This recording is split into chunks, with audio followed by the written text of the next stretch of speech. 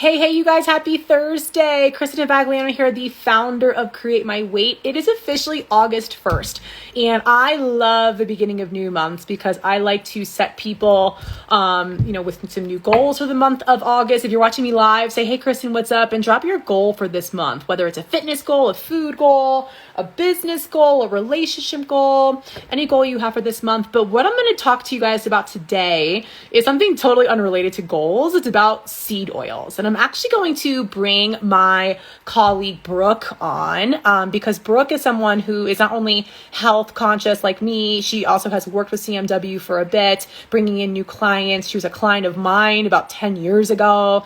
So she's a very close friend of mine. So I'm going to see if the Instagram gods bless us. Has she joined? Hey, Sonja, how are you? Let me see. I let her on. Brooke joined. There you go. Hello. How are you? I'm good. How are you? Look at us in our bright colors. Oh, of course. This is a Florida girl in me. Yes, yes, Florida in your heart, even though you're in the mountains. I know. Well, thank you so much for joining me and even just suggesting this collaboration. I love collaborating, and I know how health conscious you are and how you've been on this journey just to, just improving your energy and longevity. So why don't you tell our audience a little bit about you personally, what you do for yourself and why today's topic, for example, seed oils, is so interesting and important to you. Yes, of course. And I'm so excited for this collaboration. I have learned so much from Kristen. Not only is she my friend, but she's like a book of knowledge. And so as everybody has seen, seed oil has been all over the web, right? And it tends to be overwhelming because there's so much information out there. And so I'm super excited to learn from you today and to learn more about seed oils. But my health journey, I have always been super health conscious. I was raised, my dad owned a gym. My mom was a personal trainer.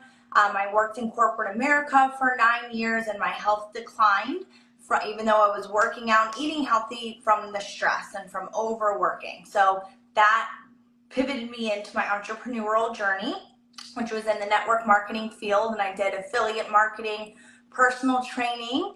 And then I got very passionate about total health because even though I got my health in a great place, I'm a firm believer that if you are not fully healthy in all areas, which is financially, mindset wise, physical, your body, then you are not truly healthy, right? And so now I've opened up my own agency, Thrive on Purpose Financial, to help others with their financial goals and retirement planning, life insurance. And so I love to just collaborate and share knowledge about all areas of health, like I said. Yeah, exactly. And so that's why I was talk about this. And this is a topic yesterday, and I was about to go on and do a live and just talk about oils. And then her and I decided to go deeper. And again, this is something that I see so much on social media. Apparently it's blown up on TikTok. Not TikTok either. I for a hot minute and I forgot my login, so I can't get back in. But I know this is not viral. So comment in the chat here if you're joining us live. Say, hey, Kristen, hey, Brooke. If you're watching the replay, give us a hashtag replay. But also comment what you know about seed oil, what you've heard about. Because I was actually this past weekend, I was in Aspen with my client Cherie, and I know she's trying to avoid seed oil for a number of reasons. And so I know other people are as well. I've had clients come to me and say avoiding seed oils. And I share with them what I'm going to share with all of you guys today. And those of you who have for a while, or maybe you've seen my YouTube channel or my Facebook group, I do a series on nutrition and fitness, the good, bad, truth. And so today I'm going to discuss the good, bad, truth about seed oils, because what I believe is the true role of an educator is to show all sides of the story, right? Because what we're going to see on social media are tons of biases, right? Everything is divided. There's all kinds of different missions people are on. They want to promote products. It's just for example, in the food industry, soy is demonized, right? And that's coming from the dairy beef industries, right? There is so much food lobbying that happens behind the scenes, okay? And that's a whole nother topic. I know. I just listened to a podcast about that. My mind was blown about how much goes into the food lobbying in America. It's crazy. Yeah. And that's actually what motivated me to even go deeper into my business, was because of what I've learned like behind the scenes and just the food industry. And I will talk about the food industry a little bit today, because I do think that is a valid point in terms of discussing, why seed oils are demonized, because I feel like the food has kind of ruined a lot of the seed oil.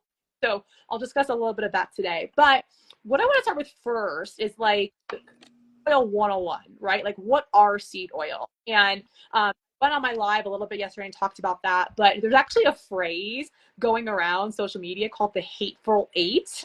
And I actually just learned about this, but it talks about like the 8 like bad seed oil. And notice how I use air quotes here. I haven't gotten to the bad part yet. But the seed oils that I'm referring to today are canola oil. That's most common. That's made of rapeseed. Vegetable oil, which does not have any soybean oil, corn oil, peanut oils, safflower oil, cottonseed, grapeseed, and rice bran oil. That's like the hateful. Sunflower oil is also in this category as well, but that's like the 9th one technically. Yeah. And we find these oils in restaurants. Restaurants typically use these oils. They're found in baked goods. There's lots of our like processed things that are fried. And these oils are optimal for foods like this because they have a full taste and they have a high temperature tolerance. You cook them in heat, whereas oils like olive oil are not supposed to be used for high heat. Okay, so that brought their use. Okay, and they were developed like in the 90s after partially hydrogenated oils became like really bad. So I'm not even talking about partially hydrogenated oils. We avoid like the plague. Those are like terrible. Today we're just discussing seed oils. So the thing with the seed oils, and I'm going to go into the good here, right? Because I don't like to demonize things. And food freedom is all about. Like, I don't like to say things are terrible. I just want to say like, let's eat. So the good thing about seed oils is that seed oils are, it's a source of fat, right? And fats are really important in the body. And so we don't want to ever like deprive ourselves of fats, because fats are important for energy, for satiety, hormone health. And hormone health is like so big right now, right? Like, it's important for that. It protects organs. It helps our body absorb nutrients. If you look at your vitamins, for example, like if you take vitamin D, there should be oil with it, because vitamin D is a fat soluble vitamin. So that there's oil in your vitamin D. It helps regulate your body temperature. And also too, my keto says that fats are optimized by the brain.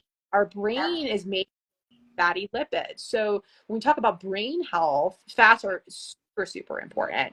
So what we do want to avoid, we want to avoid saturated and trans fats. Like we've heard, like those are good for our arteries, they're not good for our cardiovascular health. So those we want to avoid. But unsaturated fats and seed oils fall into that category. Unsaturated fats taken in moderation are good for all the things I just listed, right? And they are a natural diet.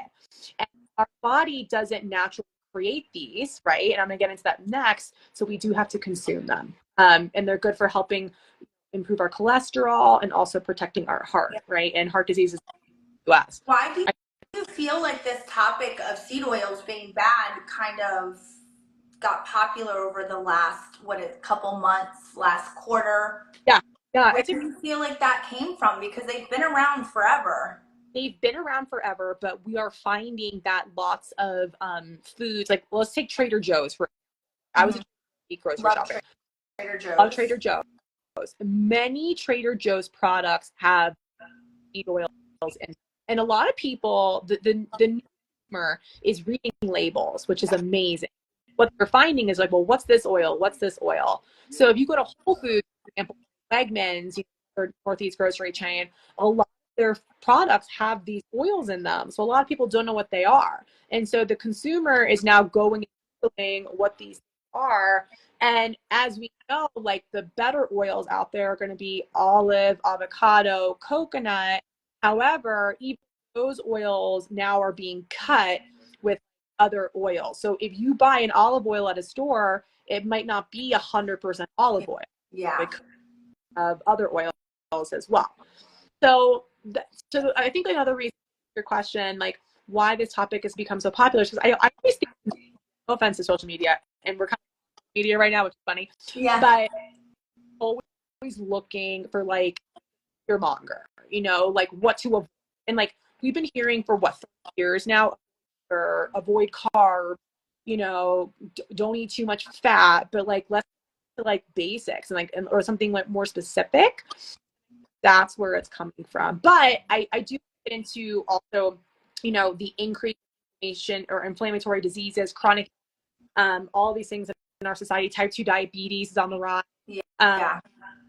Some link to like consuming more omega-6s with those diseases. So I'm going to talk about that next. Okay. That's why. But that's going to be in the section. So apparently seed oils, like if they were natural form, like they would be high in vitamin E. But the problem with seed oils is a lot of them are really, really processed. So next thing I'll talk about is what I was saying with omega-6s. Yeah. So are high in omega-6. And optimally in a diet, we're having omega-6 and omega-3s, right? We know omega-6, omega-3 are really important for brain. That's salmon, that's in like walnuts, flaxseed, chia seed, like all these foods. But what the problem is that we are getting a lot of omega-6s in our diet these days than omega-3s. And kind of like in gut health, actually. Your gut is not going to be all good bacteria. You're going to have bacteria and some bacteria. That's naturally going to happen, right? But what we want to do for optimal gut balance of the good and the bad. Same with omega-3 6s. We ideally, as a human, balance of the two, right? Omega-3s and 6s. Just life in general, food in general, you know, like the 80-20, the food freedom. Like you don't want to just always be eating clean. You want a little bit of a balance so you can have some fun and have a glass of wine when you want, or have a slice of pizza.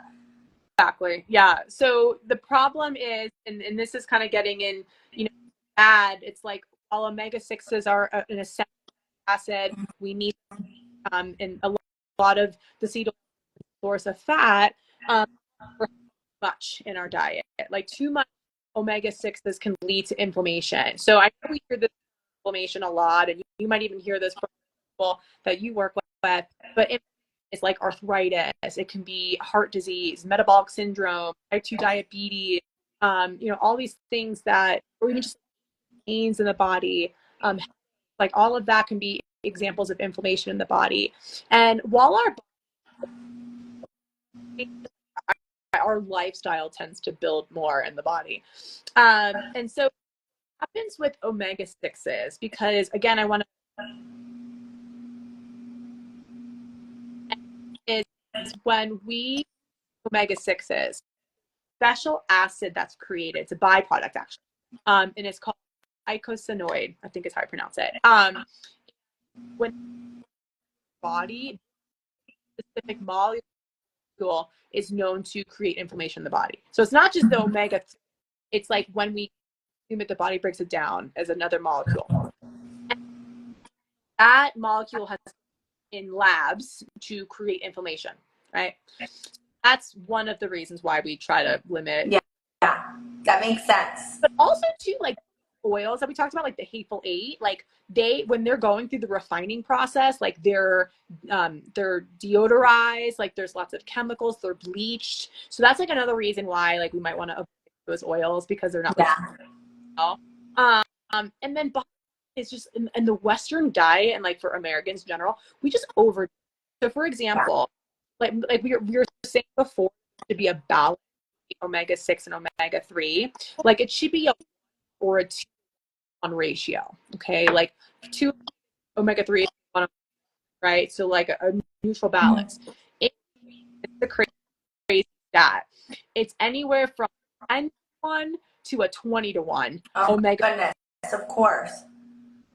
Yeah, that's the problem, right? And so that's kind of where, and it's not, and I want to go back to the food industry, because oftentimes like we are looking for like a new sauce to try at shows, or a new salad dressing, or like a new product that's easy, quick, and convenient, but it's going to have these oils in there. And so we're consuming it, even in coffee creamers. I challenge all, Wow. probably find one of these oils. I love Trader Joe's. I see a lot of these oils in their coffee creamer. So we don't need that in our coffee creamer. I was talking about this before I hopped on here. So again, they're just kind of hidden. So if you're not reading labels yet, go do that. Yes. Yeah. Take the time. Okay. Now where I want to start to kind of debunk a couple of things, because I like the truth. Right? We discussed the good, bad, and now the truth, right? So I was talking about the research before, how the research shows that molecule is created after omega-6s. And that was done in a lab. But we have to understand, guys, that when labs are done, it doesn't accurately mimic the human body. Okay. So, for example, when research shows, and actually this research, guys, comes from Colorado State University, and Colorado State is actually based out of Fort Collins, Colorado, and it has become the leading sources of like health information. I was just there last week. And so research shows that the link to, I'm gonna read this from them, the increased inflammation pressure happens in the lab, right? But we don't produce this molecule in large quantities in the body, right? So it's not enough in the body to create inflammatory response. Okay, so small amounts of icosanoid that are produced when consuming seed oils has not been shown to impact health, inflammation, blood pressure, and other chronic diseases, which is what we're seeing on social media. Okay, so this is why it's important. Yeah, it's important to look at what kind was done. Was it done on, like, what were the conditions? What was the duration of the study? How long ago was it? What quantity was consumed? We can't just, listen to what we see on social media, right? So a lot of people will say it's not backed by evidence that seed oil causes tons of inflammation.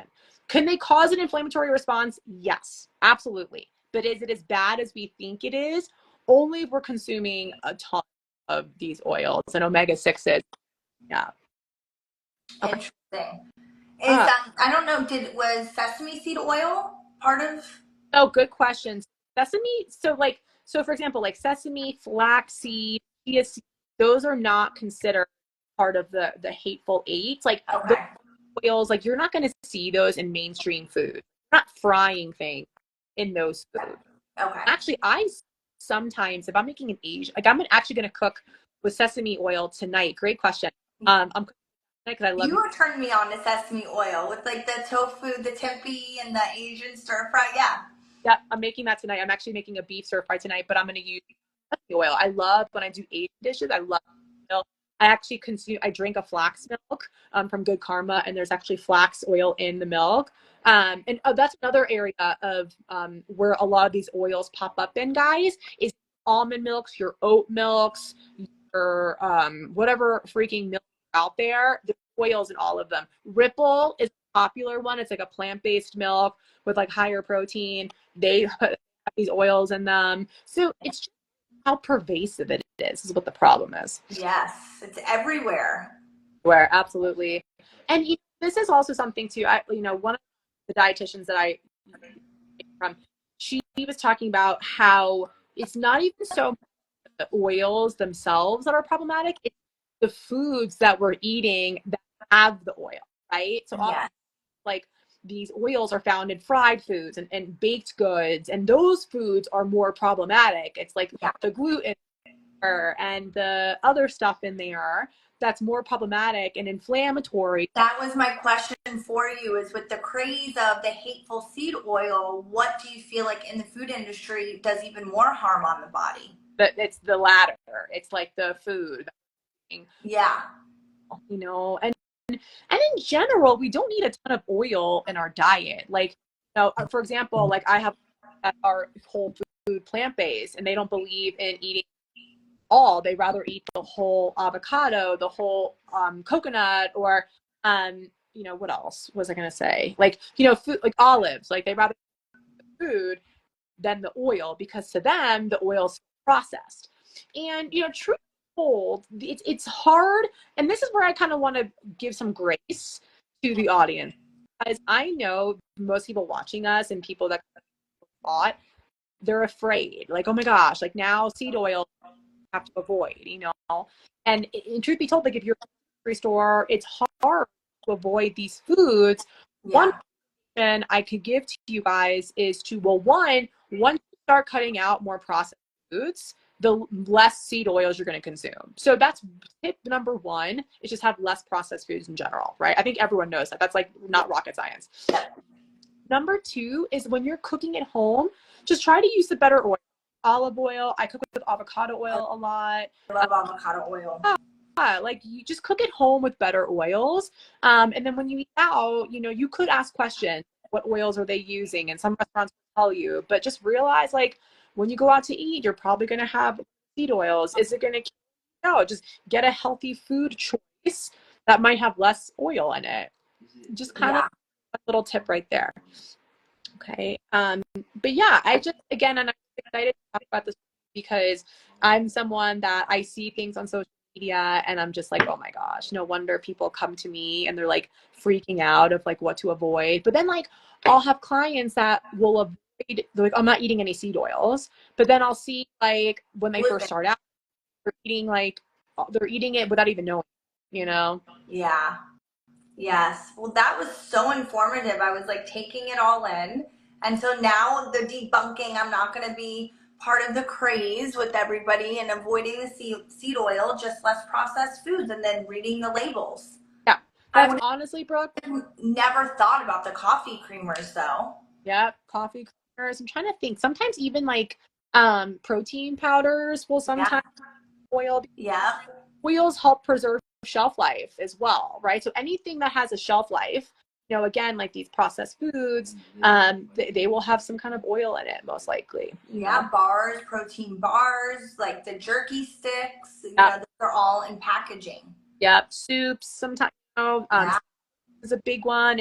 And I think I told you, Brooke, like I was going to Airbnb. Brooke and I are both Airbnb owners, and I was going through my cabinets trying to get rid of things I rent. I was like, all these oils left behind, and I just toss them. I'm like, I don't want anyone in my consuming the, like, there's better options. I have avocado oil at my condo, and I have healthier options for my renters. So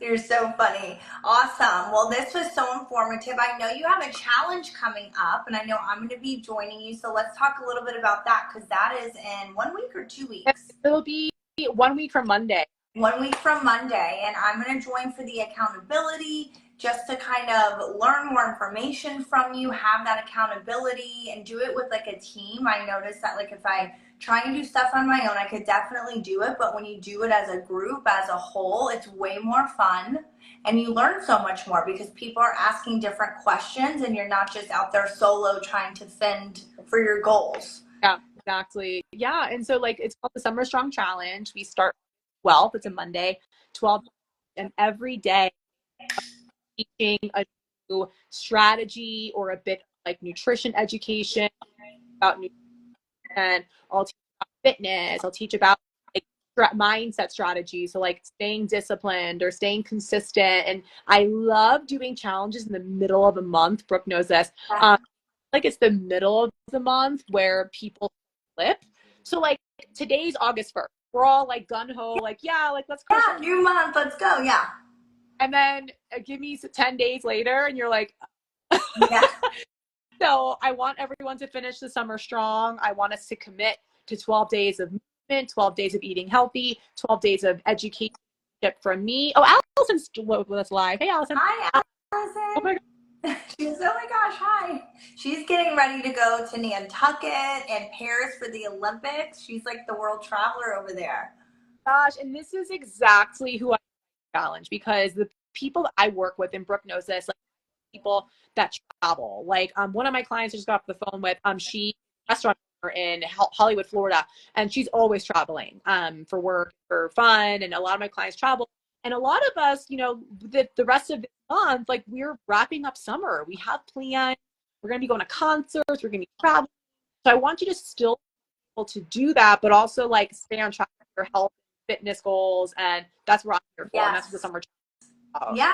And so where are you going to be doing these talks? Is it a Facebook group that we could kind of watch the replay and log on? That's a great question. So what I'm actually doing for the challenge is I'm actually utilizing a platform called Telegram. So Telegram is like an app, so you don't have to have social media, because I do have clients that are not on social. So every day in the private Telegram group, and every day in the group, post like a voice lesson, so you can listen to me while you ready, like whatever you're driving in the car to work, like you can just listen to me talk, so you can watch it whenever you, or listen to it whenever you want. I'll do a video sometimes on camera, I'll talk. And then there'll be an action step for you to do each day for the 12 days to be held accountable, and to learn and just to see results at the end of the 12 days. So that's awesome. And then people will be able to comment in the Telegram group and everything and ask questions. yeah. Great. And I know that's a perfect date for all of our followers in South Florida, because that's when kids go back to school. That's the first day of school for Palm Beach County. So I know a lot of my mom friends, they've been traveling and their schedules have been off, late nights in the summer. The kids are home, they're snacking, they're having drinks during the week, and they normally want it. So if you are somebody Palm Beach County, South Florida, your kids are going back to school, this is the perfect time frame to get back on track. First day of school. Yep, exactly. And then like we end Friday the 23rd, so it's like a week before Labor Day weekend. So like again, we're gonna be accountable for 12 days, and we're gonna lead close to end of summer, Labor Day weekend. So awesome. So if somebody wants more information, like how much is the challenge to join? Yep, it's $20 a day, right? So $20 for 12 days of accountability. I'm gonna share new recipes. I'm gonna do something new every day. Have access to my chat with me, so you get so much just for $24. And then I'll drop the link in our comments here to join. And for people who join by this Sunday, I have a special bonus. So those who the early bird, but the special bonus, if you sign up by this Sunday, I'm gonna give you a 15-day meal plan that you can follow during the challenge. So I will very cool. To sign up by this Sunday, which is the 4th, right? Yep. I can't believe we're already in August and it's already the 4th. It's crazy, but I'm excited for this challenge. So reach out to Kristen, reach out to me. I could put you in contact with her, and I'm going to be doing the challenge. So thank you for all of this knowledge that you shared with us about seed oils. This was great. Yeah. And like I said, I just love educating. That's my passion. Brooke knows I was a teacher.